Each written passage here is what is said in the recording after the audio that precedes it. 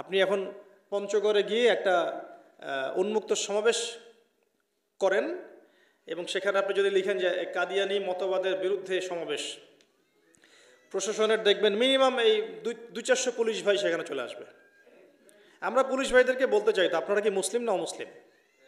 আপনারা কি চাকরির ইবাদত করেন না আল্লাহর ইবাদত করেন?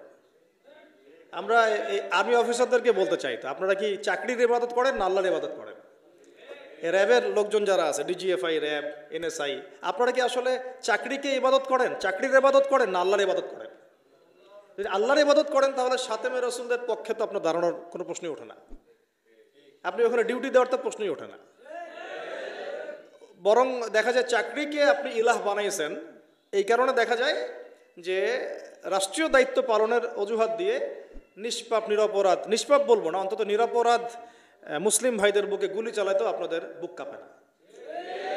তার মানে আপনারা আল্লাহর ইবাদত এখনো করেন না, আপনারা করেন মূলত চাকরির ইবাদত। চাকরিটাকে আপনি ইবাদত বানাইছেন, ইলাহ বানাইছেন। কথা তো বাস্তব। শাপলা চত্বরে ঘটনা, গুলি করা হয়েছে কি হয় নাই? তো কি অজুহাতে গুলি করা হয়েছে? যে আমার রাষ্ট্রীয় দায়িত্ব আছে, উপরের অর্ডার আছে। কি আছে? তো উপরের অর্ডারের উপরেও যে আল্লাহ আছেন সেটা আপনার মাথায় থাকে না? উপরে যে অর্ডার দিচ্ছে যিনি, তার উপরেও যে আল্লাহর অর্ডার আছে সেটা মাথায় থাকে না আপনার? তার মানে আপনি কি আরশের মালিকের ইবাদত করেন না, বরং আপনি উপরের মালিকদের ইবাদত করেন। এই আমাদের এই ভাইদেরকে দাওয়াত দিতে হবে ইনশাল্লাহ। দেখবেন দাওয়াত যদি ঠিক মতো আমাদের পুলিশের ভাইরা পায়, র্যাবের ভাইরা পায়, ডিজিএফ এর ভাইরা পায়, এনএসআই ভাইরা পায়, ওখানেও দেখবেন বিভক্তি শুরু হয়ে গেছে ইনশাআল্লাহ। ওখানে ইমানওয়ালার আলাদা হয়ে যাবে, ওখানেও কাফেরওয়ালার আলাদা হয়ে যাবে। ওখানেও দেখবেন যে মুসলিম এক পক্ষে চলে আসতেছে, যারা মুনাফিক তার আরেক পক্ষে চলে যাচ্ছে। এই যে বিভাজনটা আমাদের সমাজটার এখন সবচেয়ে বড় জরুরি বিষয় আর কি।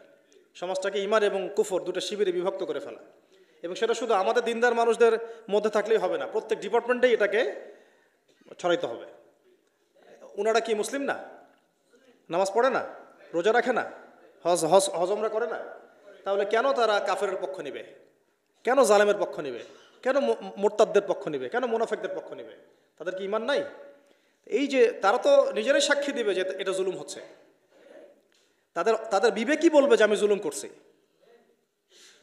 তাদের রাত্রে ঘুম হয় না। আপনি গিয়ে দেখেন যারা এইভাবে মানে ওই জুলাইয়ের সময় বহু ছাত্র ভাইদেরকে যারা খুন করছে, হত্যা করছে, ও তাদের নিজে ঘুমই হারাম হয়ে গেছে। ঘুমাইলেও দুঃস্বপ্ন দেখে তারা। হ্যাঁ, এটা মানুষের ফিতরত। কিন্তু আপনাদের সামনে উপায় আছে, খাস তওবা করে ফিরে আসলে আল্লাহ এখনো মাফ করতে পারেন। আপনাদের সামনে একটা খালি মিসাল দিয়ে দিই, খালিদ বিন ওয়ালিদ রাদিয়াল্লাহু আনহু, নাম শুনছেন না? উহুদের যুদ্ধে তিনি কাফেরদের পক্ষে ছিলেন। উহুদের যুদ্ধে কার পক্ষে ছিলেন? কাফেরদের পক্ষে ছিলেন। এবং তার একক প্রচেষ্টায় প্রায় বলা যায় যে 60-70 জন মুসলমান শহীদ হয়ে গেছে। যুদ্ধ শুরুর দিকে তো আমরা জিতে গেছিলাম, এবং তিনি পিছনের দিকে সুযোগের অপেক্ষা করছিলেন। যখন জাবাল রুমা থেকে সাহাবায়ে কেরাম নেমে আসলেন আল গানিমা বলে, তখন তিনি পিছন দিক থেকে 100 ঘোড়সাওয়ার নিয়ে এসে আক্রমণ করলেন। করে যুদ্ধের পুরো গতিপথই পরিবর্তন হয়ে গেল। আমরা সাময়িকভাবে বিপর্যয়ের সম্মুখীন হয়ে গেলাম। এমনকি নবী সাল্লাল্লাহু আলাইহি ওয়াসাল্লামের দাঁতও শহীদ হয়ে গেল। বহু সাহাবায়ে কেরাম অল্প সময়ের মধ্যেই শহীদ হয়ে গেলেন। এমনকি হামজা রাদিয়াল্লাহু আনহুও শহীদ হয়ে গেলেন। তো এটার মধ্যে সবচেয়ে বড় ভূমিকা কার ছিল? খালিদ বিন ওয়ালিদ রাদিয়াল্লাহু আনহু। এরপরে তিনি মুসলিম হয়েছেন।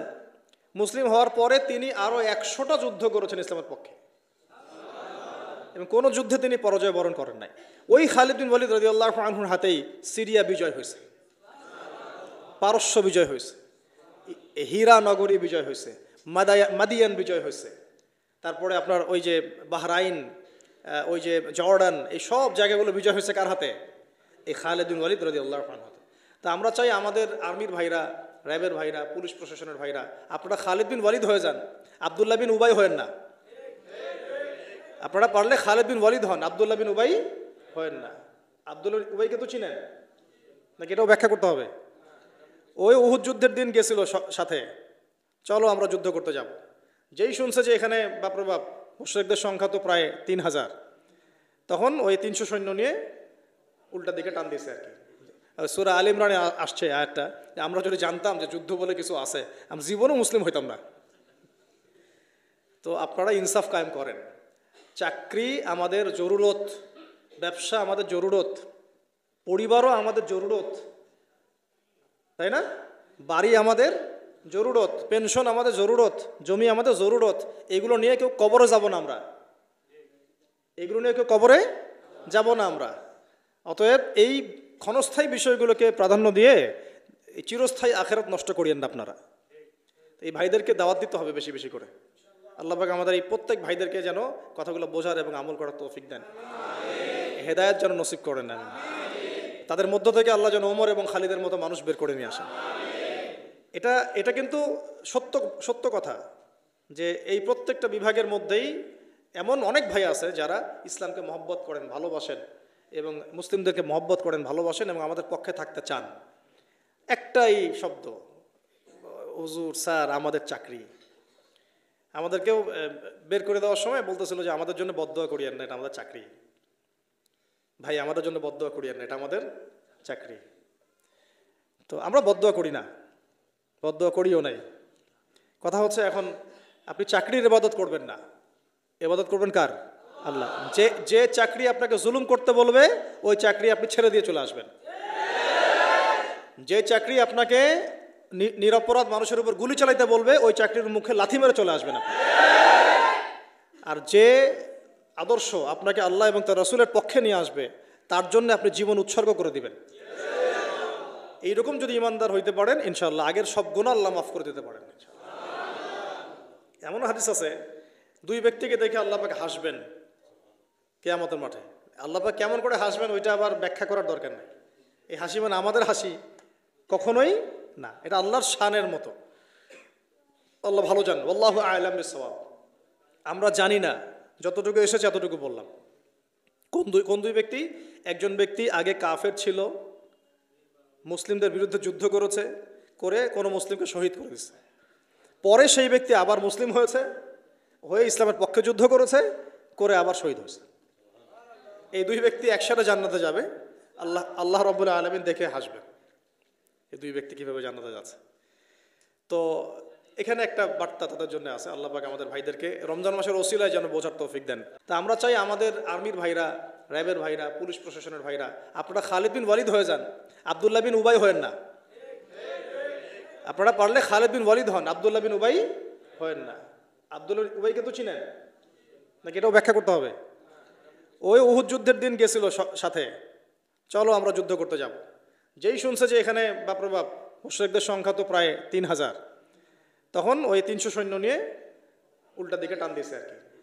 সূরা আলে ইমরানে আসছে আয়াতটা, আমরা যদি জানতাম যে যুদ্ধ বলে কিছু আছে আমরা জীবনও মুসলিম হইতাম না। তো আপনারা ইনসাফ কায়েম করেন। চাকরি আমাদের জরুরত, ব্যবসা আমাদের জরুরত, পরিবারও আমাদের জরুরত, তাই না?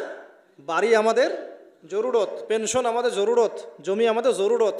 এগুলো নিয়ে কেউ কবরে যাব না আমরা, এগুলো নিয়ে কেউ কবরে যাব না আমরা। অতএব এই ক্ষণস্থায়ী বিষয়গুলোকে প্রাধান্য দিয়ে এই চিরস্থায়ী আখেরাত নষ্ট করিয়েন না আপনারা। এই ভাইদেরকে দাওয়াত দিতে হবে বেশি বেশি করে। আল্লাহ পাক আমাদের এই প্রত্যেক ভাইদেরকে যেন কথাগুলো বোঝার এবং আমল করার তৌফিক দেন।